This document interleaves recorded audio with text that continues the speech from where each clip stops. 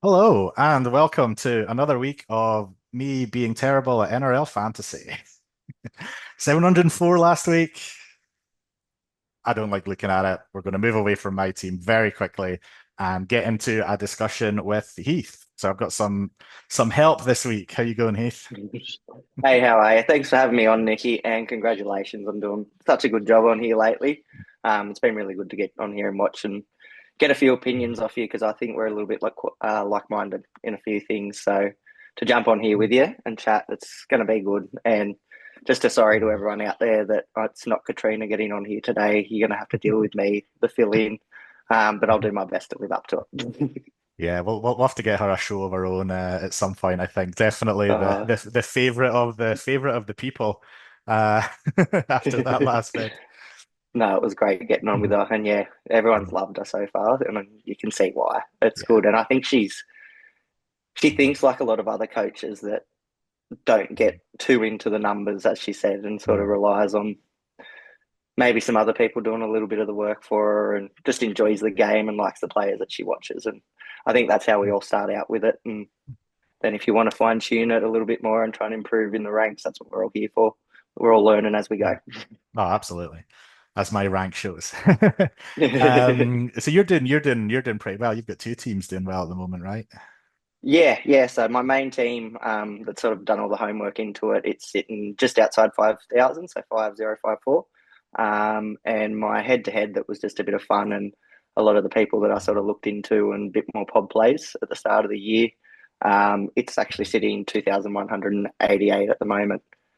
So it's benefited off the back of having no Cleary at the moment, but also isn't carrying a Haas. So sort of shows that you can do well without him. There are avenues that you don't need to have him in your team.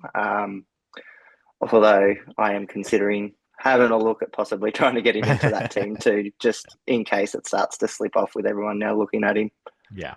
So I think that's going to be a big part of our discussion today because I've had basically ever since Nathan Cleary landed on his head on Thursday night, I've had so many thoughts going through my head around, and Payne Haas. Obviously, I don't have him. How do we get him? Do you get him? Right? It's still a question. Do you bring in Payne Haas? And the way I kind of wanted to run through this, and this is, where you can really help me out here, Heath, is am I going insane? Is my thought process broken? And you can pick out the flaws in what we're talking about, or is there some, still some kind of merit in, perhaps not going for a Payne Haas? Yeah, Uh, and I wanted to start off by kind of just taking step back. So I'm a stats nerd at heart. You might have noticed that in some of my other videos. It's all about like there's the two parts of NRL fantasy. There's the stats behind it, and there's the vibes. And the vibes play mm, a big part, especially when it comes to like pod plays or getting on guys maybe earlier than the numbers say, but then they turn out, or getting off guys. Like that can really be the difference between making it right to the top is just getting these kind of vibes right. And the vibes yeah, wrong can mess you up. Getting the vibes right can absolutely kick you up. But there's still for me anyway, the way I approach the game, a very like analytical numbers, stats based base to all of this. And that's where and you move from when you're, making calls on people. So I want to start right at the beginning, right? We're not going to talk about Payne Haas. We're not going to talk about anyone in particular. We're just going to talk about theory.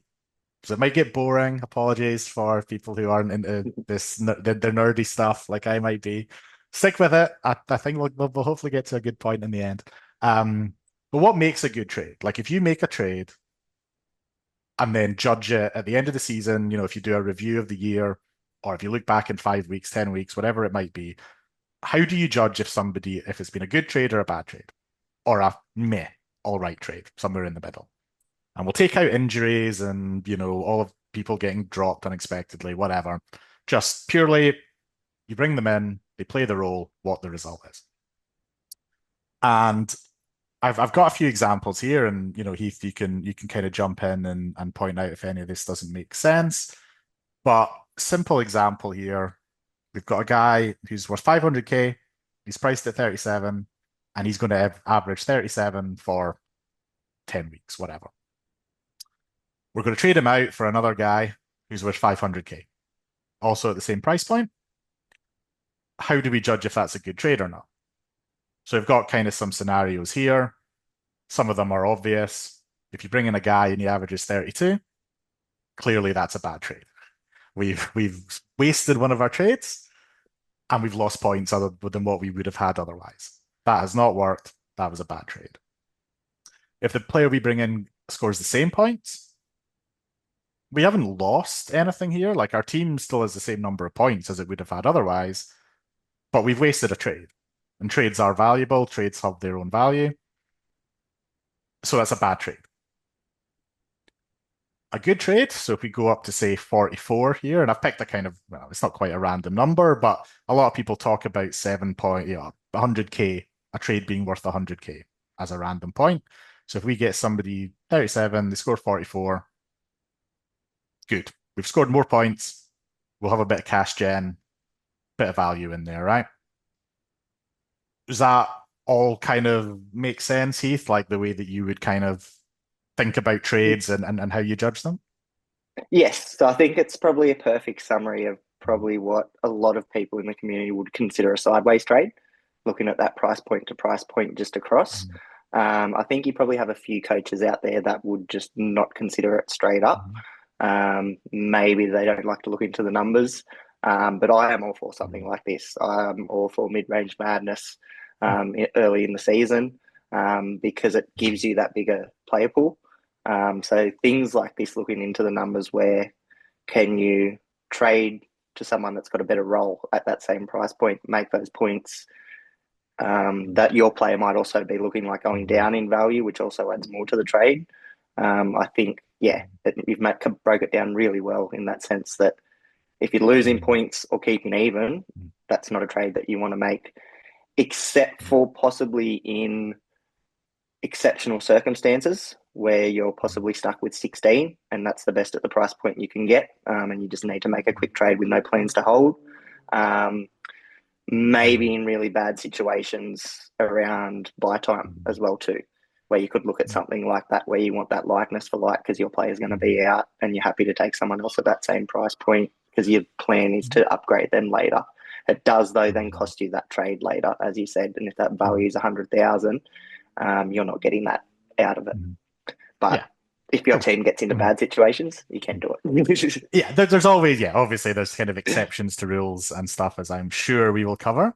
Um, it's just more the theory, and you kind of agree that 7 points because it may be like, because if you know, if we bring in a guy and he scores 38, like it's better, but it's still not worth the trade, right? 38, 1, 2, 3 points. It's it's where you draw that line, of Yeah, kind of I think because and a lot of questions, we get kind of a lot of questions from people um who look at these kind of talk about moves and be like, should I go from A to B? And it might be an improvement, but is it an improvement worth that trade? Is exactly. always a question because it has their own value. So this one's kind of quite straightforward, where it's like you're trading one guy for another guy at the same price. So it's very easy to compare them later on and go, well, would I have been better off? Whichever scenario. Going to go into something that's in my head, it's a bit harder to kind of conceptualize here in terms of judging things. But we're going to go from a situation where we're trading out the same guy. So he's 500k and he's going to average 37, but we're upgrading him. We're upgrading to a 600k guy. And we're going to do the same thing where we're going to judge the outcome. So if he scores 37 points, then that's again, obviously that's a bad trade. We've upgraded, we've spent 100k, we've spent a trade, but we've got the same number of points. That's, clearly a bad trade. If he scores, so I messed this up. I think the fifth four that's meant to be 44, and it's not important. That is meant to be 51. So the idea being that, he's scored set again, that's 7 points of value, 7 points over what he's priced at. So that's pretty clear good trade. We've scored more points. We've got more value. We've got that 100K in value. So we're happy to call that a good trade. Where things get maybe a bit tricky or a bit less kind of obvious to think about is if the 600K guy averages 44. So we're in a situation where our team's done better. Like our team is scoring more points than it would have otherwise done. But like we've spent a trade, we've spent the 100K to do that. Is that a good trade in your eyes, Heath? Would you be happy with that, I guess, as an outcome? Not with the 44. They need the 51 at least, as you said, which looks like that big jump. But I guess it's that trying to find a cashy that's peaked for a falling gun at that time. And this is what you need to look for is that value in it.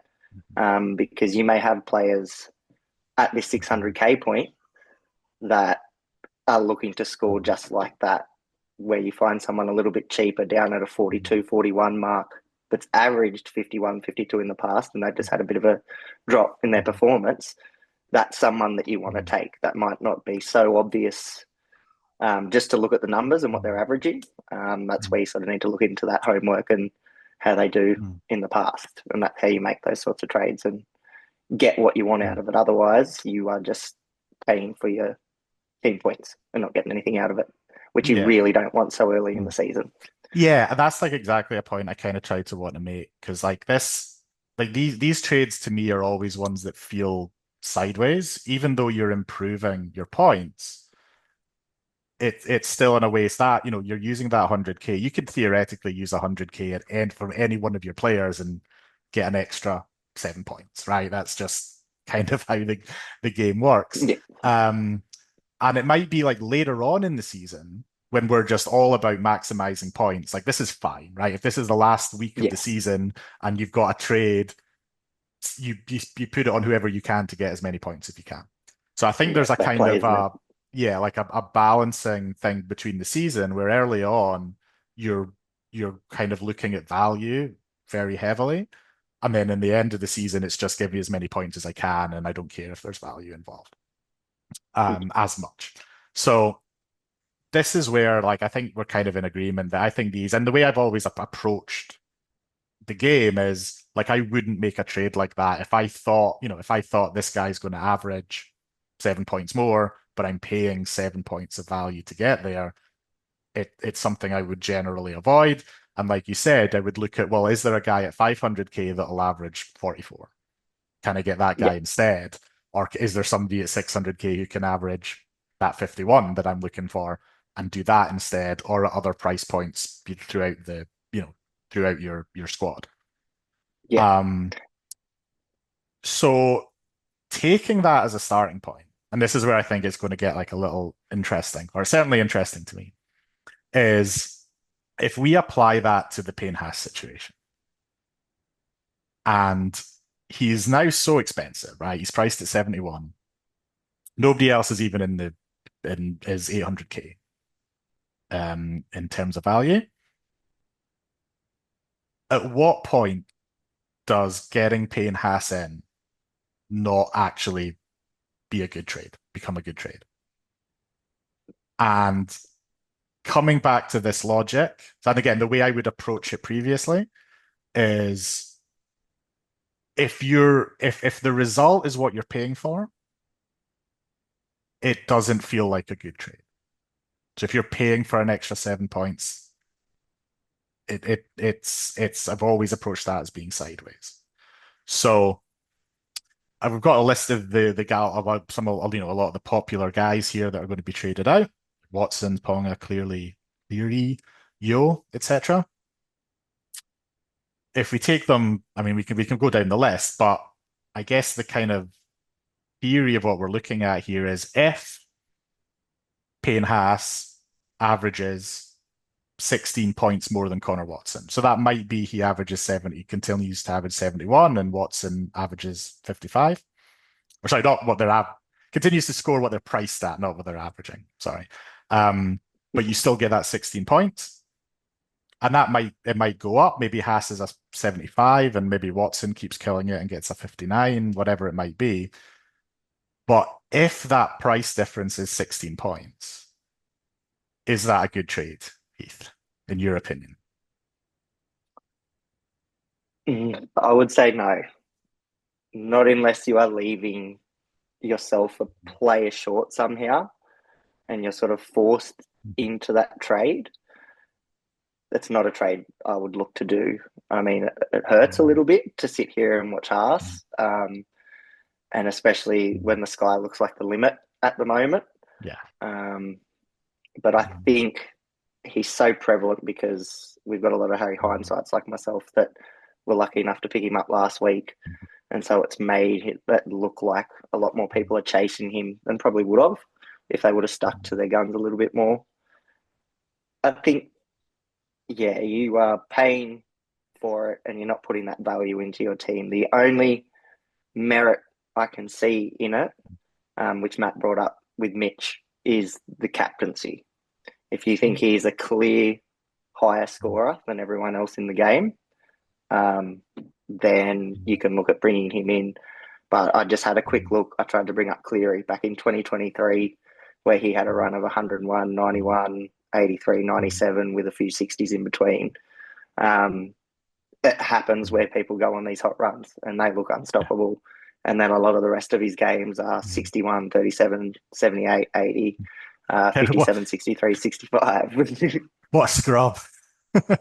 Yeah, like they're not bad scores at all, but Yeah. they are. If you were tearing your team for Payne Haas to get him Yeah. in, and he comes up with what 63, 37, 78, and 80, he's not Yeah. making any money. He might lose a little bit in there, and Terrell May easily kept up with him.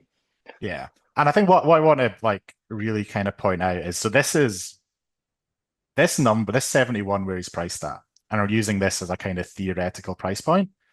I have no idea what Pinhas is going to average for the rest of the year, right? Like there, as we said, talked about earlier, the analytical side of my head, the stats side of he's been, who he's been and what he's done over the last few years says he'll come back to the pack. And coming back to the pack might be a 70. Like that's the thing, right? It's not going to be a 90 average for the rest of the Yeah, year, right? Right? You think? you're not upset with 70. You think Yeah. you're okay with that. So that's the thing. It's like because he must there's bound to be a game where he plays 50 odd minutes. It's just a bad game like that, the ball's hardly in play. It's maybe wet and it's, he puts the offload away because it's wet and it's harder for him to get them off and maybe a team's target him more, which gives the Broncos additional space outside, so they attack the edges more and they just kind of bypass him a little bit. And they're winning heavily and they take him off, whatever. There's bound to be a game out there where he plays 55 minutes for like 55, 60 points. Like it kind of has to happen. That's still great. Like that's the thing. We're talking about it like that's a bad game. And it's like in a bad situation, he might still go over one ppm, which is crazy. Um, but they're just the logic part of my brain tells me that has to happen at some point, which then means, what is this average going to be? Like, I think I watched Scoop's video earlier. I think he talked about kind of a 70 to 75. Like, that seems reasonable. I can't, um, you know, that again, that seems definitely in the um, realms of possibility, which is massive. But if it is a 70 to 75, that then puts, again, comparing it to say Watson a 54 to 59 area like that he would need to get to in order to make that trade, like we're talking about, is that still a sideways trade? Watson and to Haas with that level of difference. If Haas's average is up over 80, 85, then this conversation's irrelevant. He's hammering everybody. And yes, it's obviously the right trade to make. And that kind of falls into the captaincy thing as well. Because if we're assuming he comes back to like a 70, Mays could be up and around there, right? Cleary could be up and around there. Cleary's getting hammered this year for, in Yeah, certain places in terms of, they don't, not look right. He doesn't look very good. He's averaged 60 in two games. Like, the two full mm, games, he averaged 60, not looking very good. Are you going to tell me he's yeah, not going to score a try at some point, or he's not going to get some offloads himself, and he's not going to get games up into the 80 plus? Like, we know who Nathan Cleary is. It always feels insane to me when we're talking about selling him. Um, yeah. you know, without like proper injuries. Obviously, last year was a bit weird with the whole is how long is he going to be out for? Do you hold? Do you sell scenario? But when it's a 1 week head knock, it just feels crazy to me to um to kind of do that. And based on our numbers here, we've got Haas at priced 13 points higher.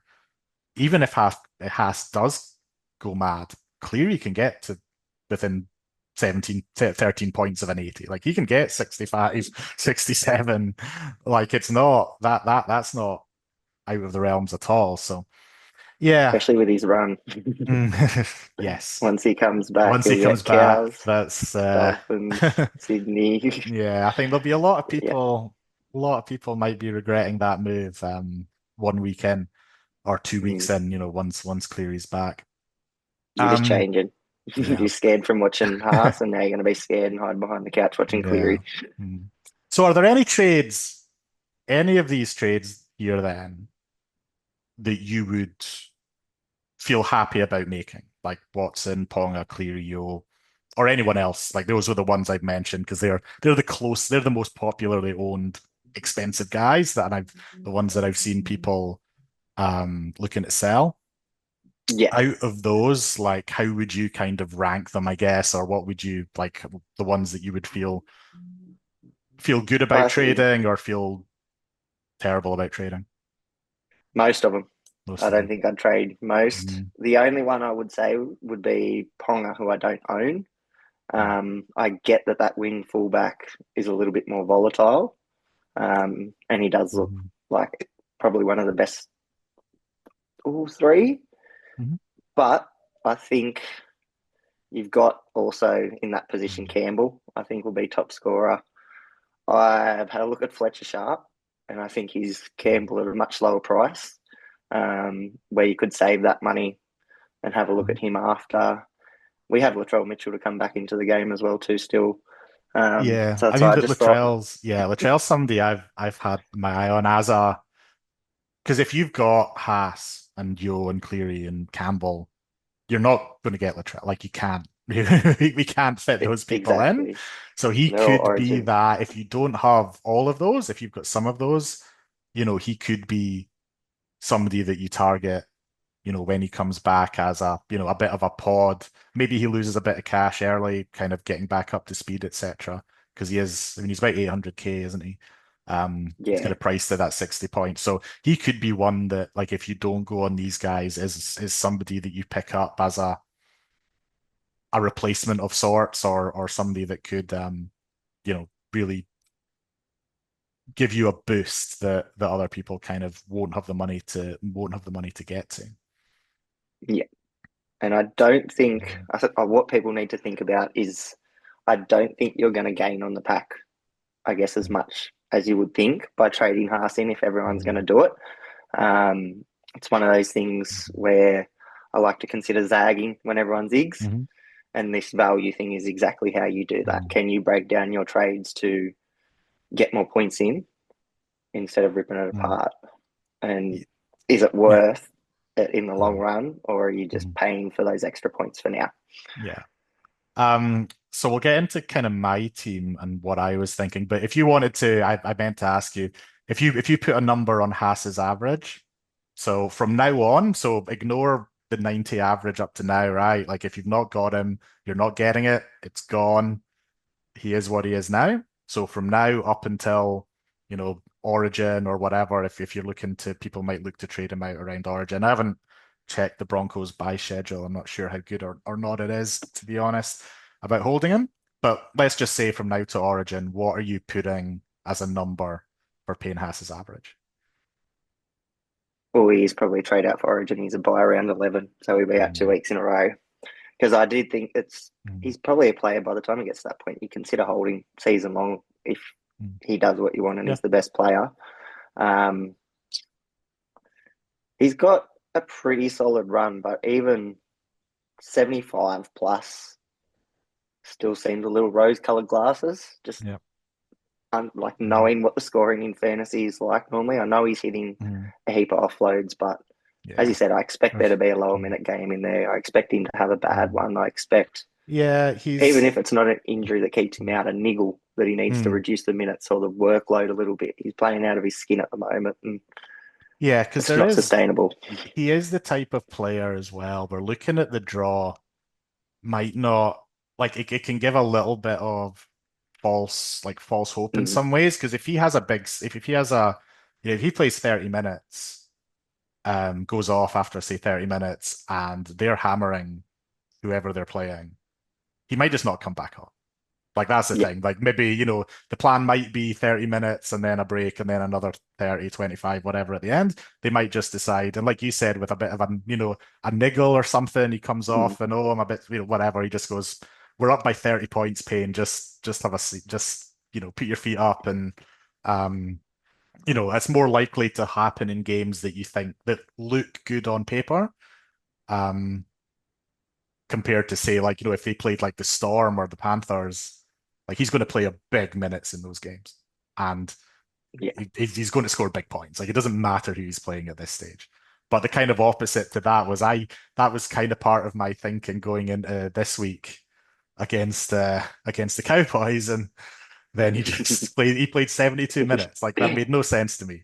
I just couldn't. Yeah. I like the only thing that was keeping us non-Haas owners sane was, well, he's only playing 50 odd minutes.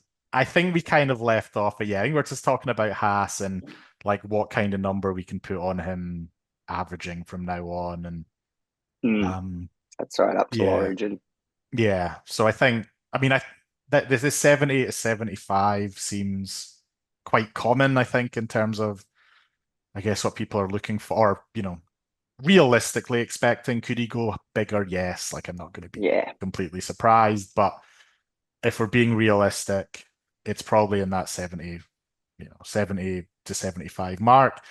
And I think if you're judging your trades, that's that's the kind of mark I would start from. So, um, for my situation, specifically, which is what I've got down here. So I don't have Watson, I don't have Ponga. I do have Cleary, I do have Yo. I'm not trading them. I've that, again, it goes against the kind of principles of how I approach fantasy. Um, I A bit just of don't. luck for this week too. Yeah. It'll be handy. There's some good players to have in when a lot of us Mm. have a few out. Well, hopefully, Or yo, at least. I've got a team that I think is quite good, and it's been absolutely atrocious. Um, and part of this is I hope people are rebound, and this is kind of where I would like if I was going to do it. So I couldn't do a gun and like a Metcalf. So some people might be able to do like a Watson and a Metcalf or someone like that. And if you wanted to trade Metcalf at this stage, like fine. I think we've seen enough of them. If you want to jump off, that's fine. Like a Brimson. Like I've got both these guys and I'm probably holding at least one more week. But if you had one gun in them up to Haas, that's a pathway. And if you think your Watson to Haas, your Ponga to Haas is a good trade, that's fine. My problem is I don't have that. So if I had to do it, I have to basically take two of the, I mean, can't really call Grant a mid-ranger, but those 600 plus K guys, which would be, going back to my team. So I've got Grant, Munster, Bradman Best, 600K.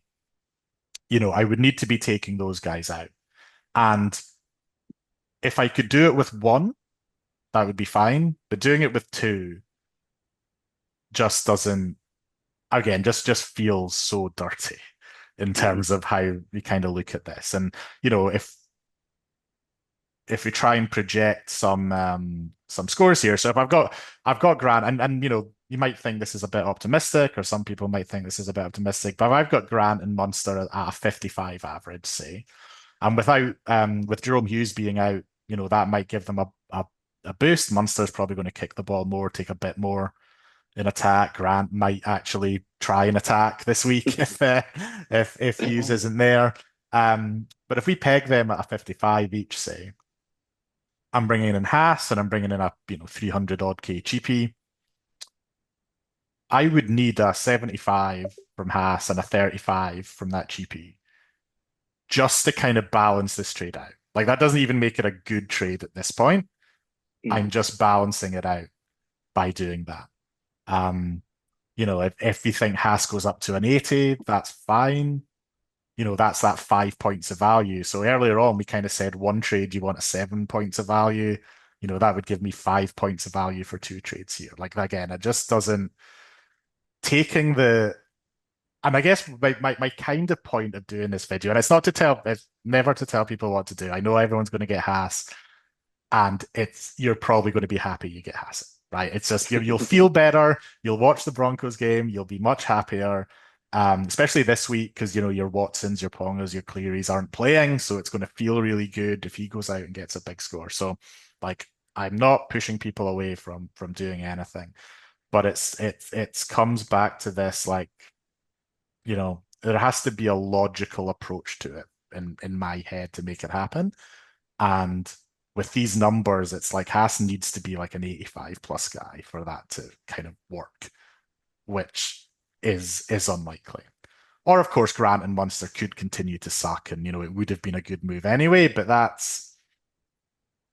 I'm not convinced. I've not seen that. Like I think that there's much chance as Haas coming back to a 60 as that as say like a Munster being a 40s guy, right? Like that could happen on both sides. So um yeah, just kind of rough thoughts on that, Heath, in terms of like what my options would be and like if you had the team that I had, would you be approaching it differently in terms of Haas? Uh, no, I think you're pretty right with it. Like I said, I've got the team without Haas that's doing Mm, quite well, and it's just matching up with May.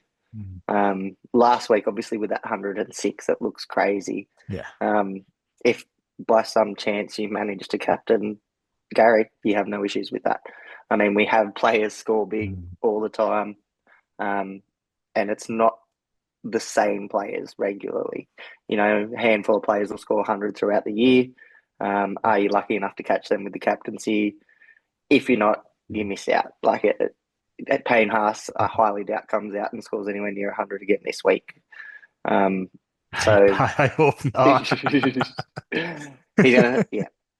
I'll be If I cracking speak it open the into whiskey if existence, he I'd be does, I happy with tell it. you. But as you said, if you're just trading in and paying for those points, you're using the trades for nothing.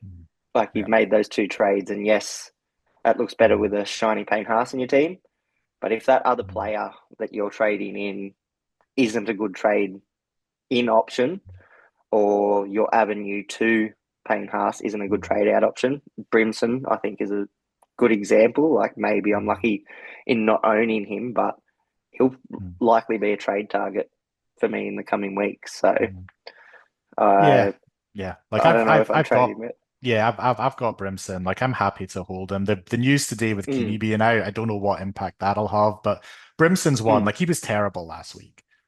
exactly. But he was a literal centimeter away from getting a 50 odd in that first game, Mm, where he kind of bounced the ball over the line. Like that would yeah, have got him up to around 50. If he'd gone from a 50 to that 13, would people be as desperate to get rid of him? Like, probably yeah, not. Like, is it no, just that 50 looks so much better than a 30 odd, even mm, though you're talking like centimeters in terms of the difference. So, like, yeah, I'm like to move away from Haas a little bit then, just kind of closing that off. Like my team, like this is another week and so this is the old.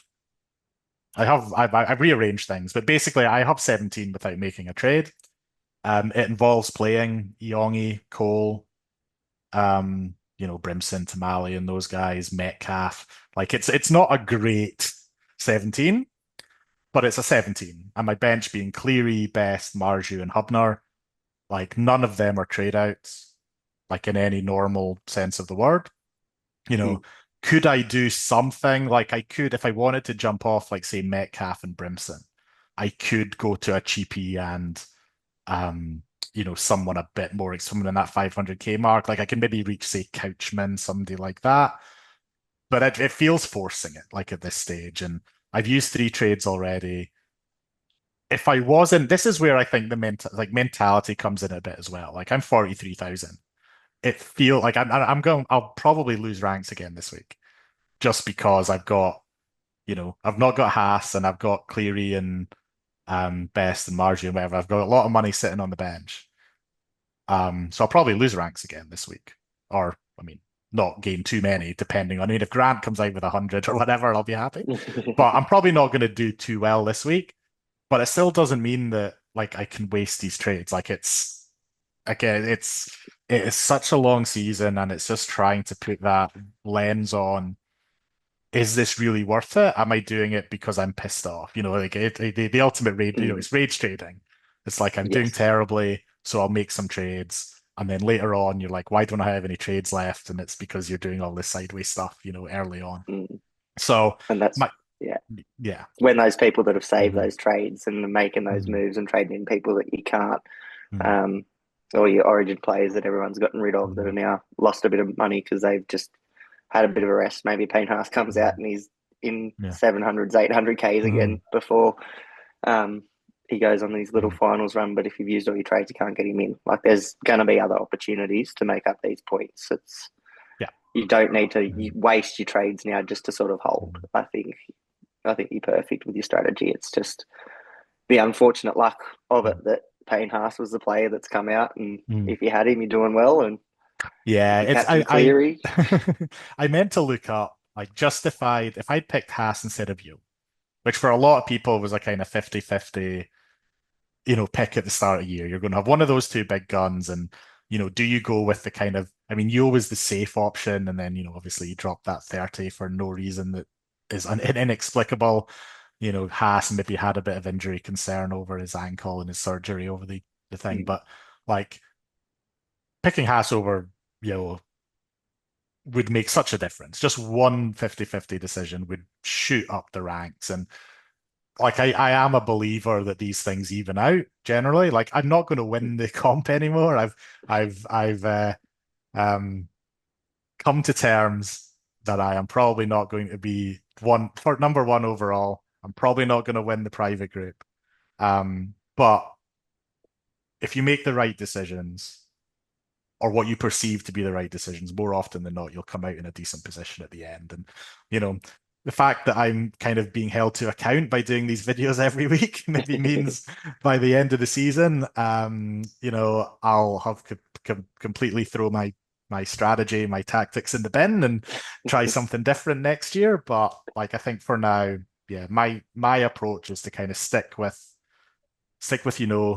what brought you to the dance, as they say, and don't go chasing points, don't go trying to create things. And I think you mentioned it earlier that like in this stage, like if I did that Grant and Munster move, say to Haas or whatever, like how am I ever going to make ranks? If everyone has Haas and everyone's going to captain him, all I'm doing is weakening my team around it yeah, to do that, right? I've missed out. Would starting with Haas being the right move? Of course. Do I wish I'd brought him in earlier? Yes. Is is he worth bringing in at this price point right now? That's a completely different question. Comes down to like we were talking about. Do you think he can breach that 71 average and how high above that you think he can get? That's yeah, to me is the question, not like does my team look better with a minute or am I going to score higher or whatever. One of the things that I'll go on a bit off topic here, but I'm not sure if I've talked about it in another video, but like I came like 111th last year, dropped out of the top 100 in the last week because I brought Nico Hines in and it's tough. terrible. And when I did my review, one of the things, because I was looking through all the people that I didn't have. I never had, I didn't have Jamal Fogarty at the start of the year, when he was killing it. I didn't have Jaden Campbell when he came in at 6 and started killing it. I didn't have Starling at the end of the year. He was, really cheap and scoring 60s, Mm. whatever. And Damien Cook was really, scoring really well at the end of the year. There's some other ones as well, but there were guys where I like, and these were painful guys to not own. And if you're following along in the private group and stuff, and everyone's got them and they're doing well, and it's like, oh God, I'm struggling here. Everyone's got these guys and they're killing it. But it never seemed to hurt me. Like I was always, doing okay. And I think the reason was like, would they have been great pickups? Like, yes. Do I wish I'd had them at various times? Yes. But if you miss them and then they go off and they get those price rises, it's a different question of whether or not they're still a good buy, like we talked about earlier, of how you judge a buy. So there are times where you just have to kind of go, oh, well, I missed that one, but those trades that you save, that value that you save, you can use that elsewhere. And that's kind of, I think, why my team still did well last year was, yeah, I missed out on other guys, but the trades I were making were also good trades. I was Yeah, making money elsewhere. I was getting value elsewhere. Um, so it evened out. Like, yeah, I missed out, but I got other people. And what can happen is if you're always following that, if you're always buying people at their peak, you're not going to make value. You're not going to like, it might be good to start and then, you look at the team 2 months later and you wonder where your value is, like where your squad value is. And it's kind of because you're getting people at their peaks all the time. And it's fine to have a couple like that, obviously, getting the guns who are priced at that point. But if you're doing that and sacrificing making money elsewhere and sacrificing that cast gen and sacrificing making points elsewhere by weakening the rest of your team, it doesn't always end up in the position that you it's not helping you maybe as much as you think it might be, if that makes sense. no, exactly. I think it's a perfect example. Some of those plays, Starling, I can Mhm. speak from experience on him. He was one that I missed the Mhm. first 3 or 4 weeks on. Got FOMO, felt like I was Mhm. missing out on him, traded him in, he got one more 63 and then went to 34, 34, 33. And it was a waste of a Mhm. trade right near the end of the season. And he was just at that Mhm. value where he was good enough to sort of plug as an 18th man, 19th man if I was down a few players. So he just sort of got stuck in my team. And I mean, Mhm. I guess if you're looking at Haas now and you want to trade him out at State of Origin, will you have made any value on him by then if you're going to do it? And is that value going to be more than the players you're trading out? I mean, a lot of the players that people want to trade out are low Mhm. for their normal price points at the moment too, and that's going to Yeah. hurt to watch them come back up later as well.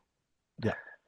Yeah, Yeah. Cleary's Mhm. going to hit a few 80s in a Mhm. row at some point, and if you've traded him out, Yeah. it's going Cleary to hurt to priced watch. at, 50, Cleary priced at 58 is insane. Like, Yeah.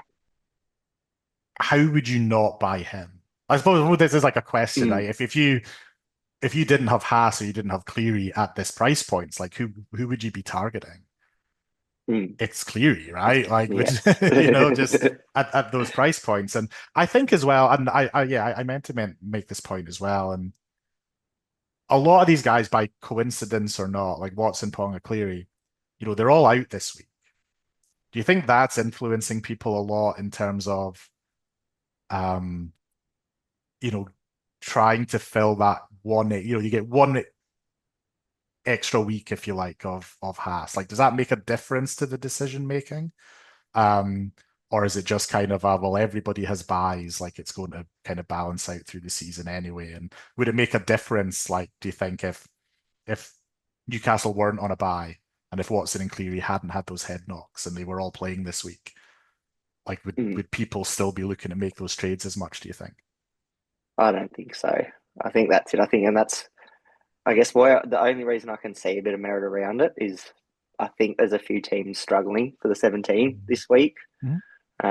And it's sort of like people are stuck with a Hubner who's going to make money. Do they want to trade him out yet? No, not really. Um, while someone like a Cleary has that 5, I think people are looking at that and going, "Oh, well, I'm going to lose money off that." Um, he could come. He's going to get back to his break even in 2 or 3 weeks and make that money back in 4 or 5. It's not going to balance out if you hold him. You don't lose any money if you hold that keeper. Mhm. Um, and yeah, if it wasn't for that, there's been people talking about the shoulder. Yes, he's landed on it, but we've heard nothing. It's all that Yeah. speculation. Like, if that is the Mhm. case, wait till next week and that's what's happened. And then you can trade him out and go for a Haas or figure out from there. Campbell might be on a nice price rise. But yeah, I think, yeah, it's the only reason I can see so Mhm. many people looking at doing it is the fact that they're short on players. If you're Mhm. doing it when you've got 19, 18, Mhm. um, I'd hold. Absolutely. I'm playing with 17 this week at the moment, and I just need to monitor throughout the week. I only Mhm. traded Marzu in last week, but if I need to be my own Newcastle night, he'll go if someone gets pulled out late, because I'd much rather hold a Cleary and my Watson because I see them as Mhm. keepers and they've lost value at the moment. So if I trade them out, I've lost that money. Yep. No, I agree. Cool. Well, thanks, Heath. I think you've made me feel good enough that I've not gone mad in terms of my analysis here. No. I don't know if anybody's going to listen to this in terms of if it'll if I think a lot of people will have already made their minds up. Um, Yeah, there's a lot of maybe Haas chat. yeah, so people will know what they're doing. But like I just said, like the idea wasn't to tell people not to do it or to do it or Mm, whatever. It's just kind of putting this out there, and I think it's a good way of just thinking about your trades in general. Like, has mm, this has situation to me feels very, very unique. Like it's a situation where somebody's doing something that they have never done before, which in almost all, I mean, and it's not that like he's never scored 80s or whatever before, but doing it in a way that normally you would look at that and go, that's not sustainable, but he's doing it in a way that makes you think, well, like maybe it kind of is. So mm, it's this really weird scenario where like maybe it does kind of break the logic that we might generally apply to how we look at the games. But I still think you have to approach it in this manner. Like if you're just doing it in a um like Payne Haas is going really well, everyone else has him, I have to have him at all costs, you're not necessarily helping your team by doing it. So just have a think, step back, look at the scenario, and make your decisions from there. And that's all. That's what the fantasy is about, right? We make decisions, we make gut calls at times, and we make choices, and we live and die by our choices. yeah, Um, ups and downs. ups and downs, ups and downs. Like it just feels like there's been more downs than normal for me after 3 weeks, but long way to go. Long way to That go. means there's ups to come. Ah, there better be. No, I'm Okay. okay with it. We versed in round 2, so I was happy to catch you nice and early. Yes. I haven't won any of my head-to-heads yet. I'm ranked last in the podcasters league, so that's it is not going well at all. Um, Setting okay. up the comeback story of the year. Well, that's it. This is it. It's being tracked every week. There's no hiding from Yeah. it. So I either stay where I am or yeah, make a miraculous comeback and I'll look like a genius. But yeah, I know which side of that ledger I'd probably bet on. Right. So let's have a quick run. I think we've still probably got maybe 10, 15 minutes or so on our latest Zoom call. So let's just have a quick run through of these questions. I've answered some of them, but we'll get your opinion on these, Heath. Um, but a lot of it will be stuff that we've talked about, right? Like, you I know, think so. yeah. It's Not the question of the week. yeah, not so much a question here, but around Grant, Cleary, Yo, yeah, it's terrible. Cleary's left the building. I imagine that suggests he's selling him. I think we're both on the same page that, you know, that's a bad idea. You should not be Yeah. selling Nathan Oh, Cleary. it hurts, but they're the keepers you picked, so they're called keepers for a reason. Yes. Um, Couchman or Matty Nicholson? What do you think? Ooh, Couchman, I'd say. I did bring Mm, Matty Nicholson in last week, but Couchman looks great. I think at St George, I mhm, know Clemmer's just come there, but I think mhm. that'll affect Gula. Yeah, I agree. I've said Couchman as well. I think Nicholson was probably up. You had to get him last week, I think. for that value. He's gone up a lot in 1 week. I don't know if he's probably not going to get 80 minutes every week once they get everybody back. So um yeah, I think Couchman definitely over Nicholson. But if you've got Nicholson, he's perfectly fine. He'll be a good scorer until Yeah, Hoskin comes back, I think. both good picks. So here's one for interesting one for you. Gilbert and Brimson to Campbell and Katoga. What do you think there? If you've started with both, you could think about it. If they're both players that you've Mm, traded in, then we're looking at that trade cost there a little bit, mm, and you're probably jumping the gun a little bit early. Give them a chance. But Campbell does mm, look good. I yeah. don't. I probably don't have. I'll brims them now too. No, keep it with the Keeney news for sure. Mm. Yeah, I think my comment was one that we kind of talked about earlier, where it's like, yeah, it's probably an improvement. Like you said, Campbell looks Mm, great, but is it an improvement that's worth using two trades? yes. And I don't think so. So again, it comes down to how you value people and how you're approaching it. But I think that's one that looks nice. You've got a nice shiny new toy in Jaden Campbell, but again, is it worth using these trades this early on a move like that? Maybe not. Um, Metcalf to Howarth. What do you think? Oh, how did House score last week? It wasn't great, Yeah, was it? I know he had a 20 good first week. odds. Yeah, No, 26 against the no, Panthers. no.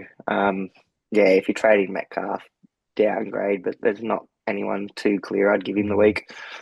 Yeah, like I mean, they've got a bye next week, so if he does, if he has another bad week this week, I think next week's Yeah, an easy jump off, and yeah, it feels kind of sideways, you yeah, know, that trade to me definitely. at this point. Um, Hamish Stewart, any opinions on Hamish Stewart? I was going through the cheapies under 322 with your little example there with Haas, Hmm. and he's probably about the only one that you could consider sort of that makes up those points and maybe looks around a 40 average rather than a 35. Hmm. Um, but you just have Connor coming in as well too. Yeah. So Mhm. do you want to see what that looks like first? I know he's older and Clement might not take too many minutes, but that's good to see Mhm. that rotation because there's been a lot of minutes to go Mhm. around for the forwards there. Yeah. Yeah, no, I agree. Like he's a good option. Again, we don't know how his minutes are going to look going forward, but yeah, with no Yeah, issues with getting him in. really good cheap option for the week. Yep, Yeah. agreed.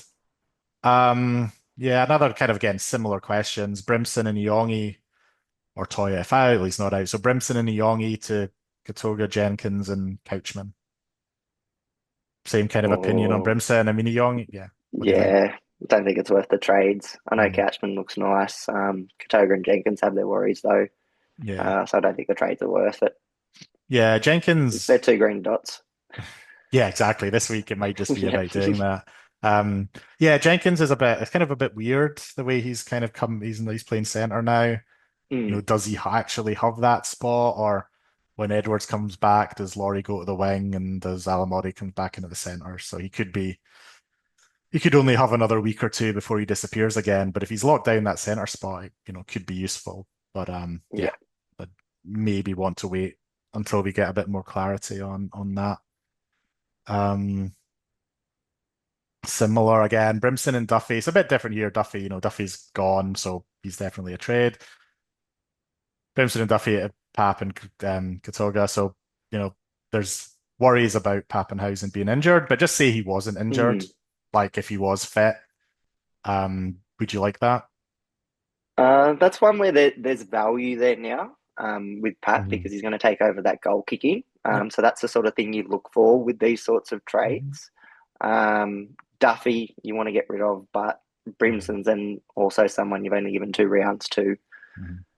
Uh, I wouldn't do it, no. Yeah.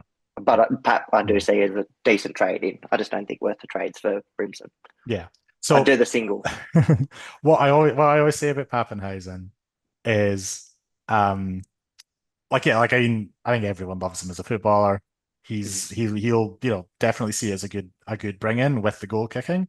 But if he gives you 20 this week, you're not allowed to complain Yes, because that's just exactly. who he Yeah. is. Like he has games everyone always points like it was the game, it was against the Dragons last year, 80 minutes, scored seven. Like, Mm, it's like Reece Walsh in his -2 or -1, whatever it was. Like, you can never expect the negative score, but if he gets you a mid-20s, you can't complain because you know what you're buying.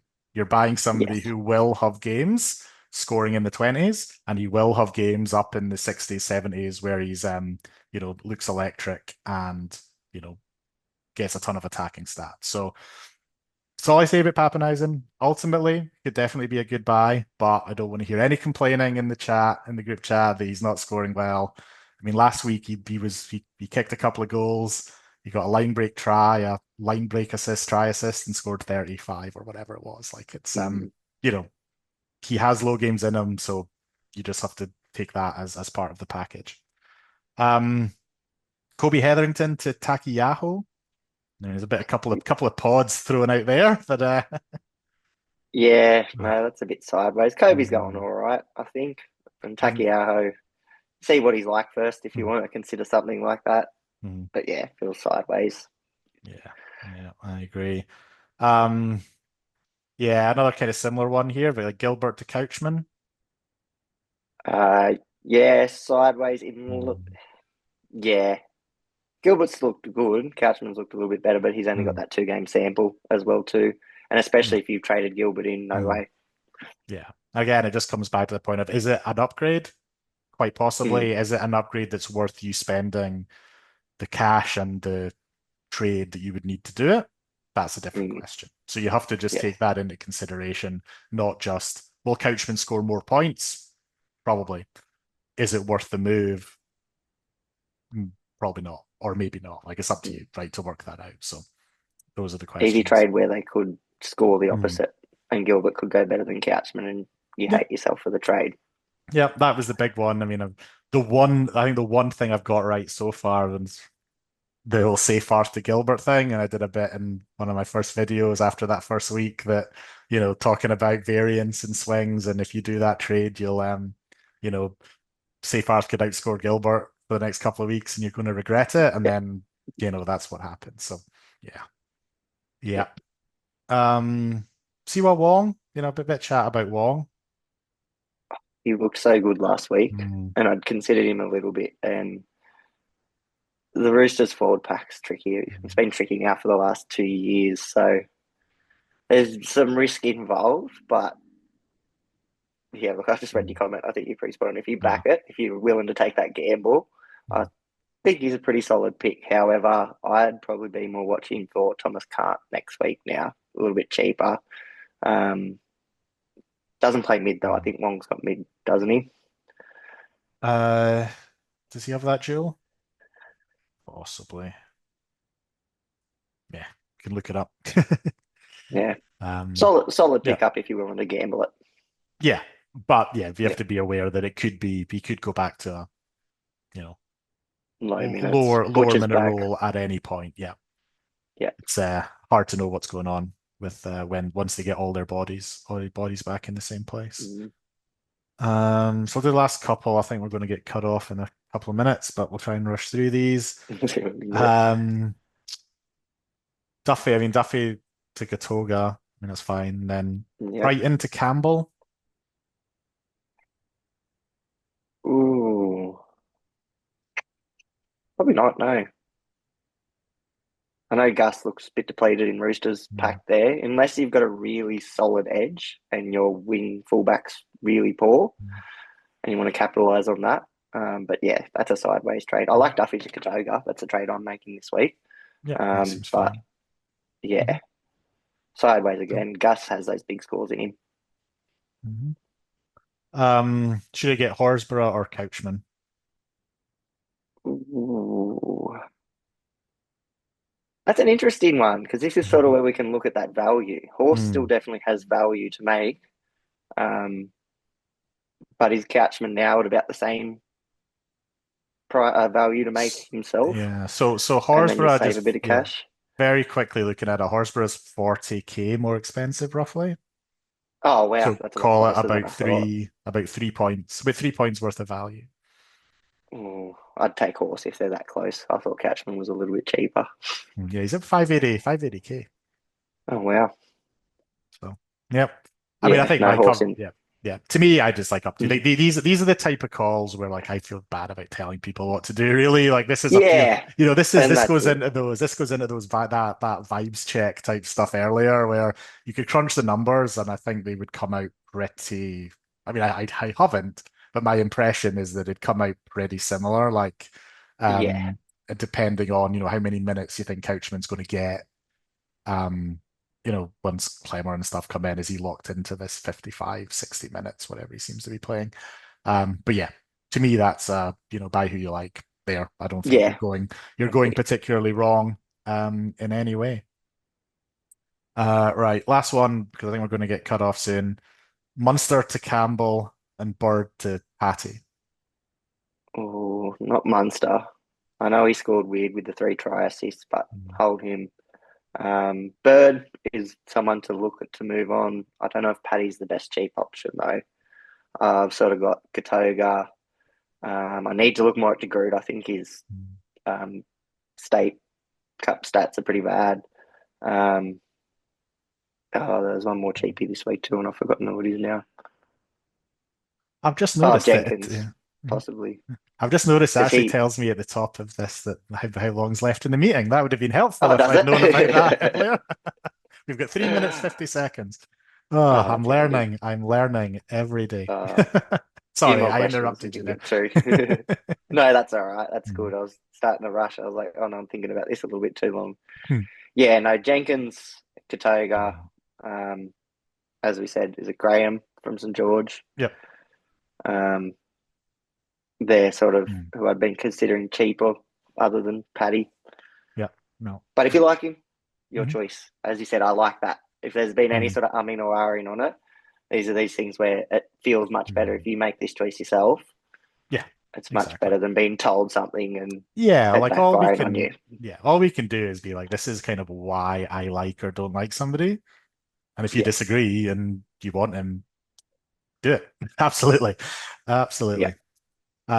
Yeah, I wish. It's, yeah, Unfortunately, not for you. yeah. I mean, they're getting kind of similar here. Duffy and Barnett to Katonga and Campbell.